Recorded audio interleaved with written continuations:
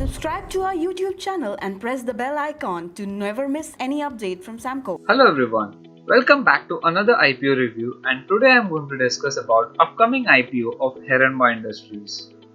Agrochemicals manufacturer Heranba Industries is planning to raise close to Rs 625 crore by selling its stake via a combination of offer for sale of Rs 565 crore and a fresh issue of Rs 60 crore.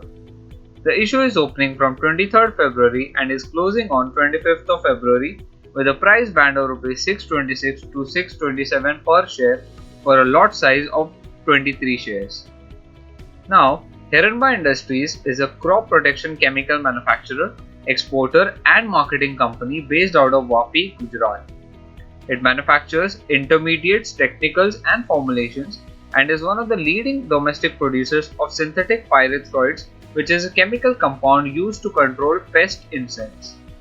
Their pesticides range includes insecticides, herbicides, fungicides and public health products for pest controls in farms, homes, hospitals, etc. The company has 3 well-equipped manufacturing units in Vapi with an aggregate manufacturing capacity of 14,024 million tons per annum. Heranba operates in different verticals and has a diversified presence across more than 60 countries as of FY20. 49% of its revenues came from overseas markets. Let's understand Heranba's various business verticals. Its domestic institutional sales segment comprises of manufacturing and supply of technicals to leading domestic and multinational agrochemical companies operating in India. It also supplies to its competitors like PI Industries, Sumitomo Chemicals, etc. Heranba also exports branded formulations and technicals in bulk to various agrochemical companies overseas and has exported 103 technicals and formulations till now. Apart from this, the company also deals in public health related products and sells general insect control chemicals to governmental authorities. Coming to its financials, despite continuous rise in raw material prices, which forms a significant part of its expenses, Heranba has been able to maintain decent EBITDA and PAT margins of 16% and 11% respectively. Overall, its revenues has grown at a CAGR of 13% from FY18 to FY20, whereas its PAT has grown at a CAGR of 44% during the same period. Since agrochemicals were categorized under essential commodities, the company faced minimal impact of lockdowns and managed to clock highest operating margins of 16% in H1 FY21. Heranba's diversified nature of products and access to various geographies with a stable customer base helped it overcome the peak lockdown time gracefully.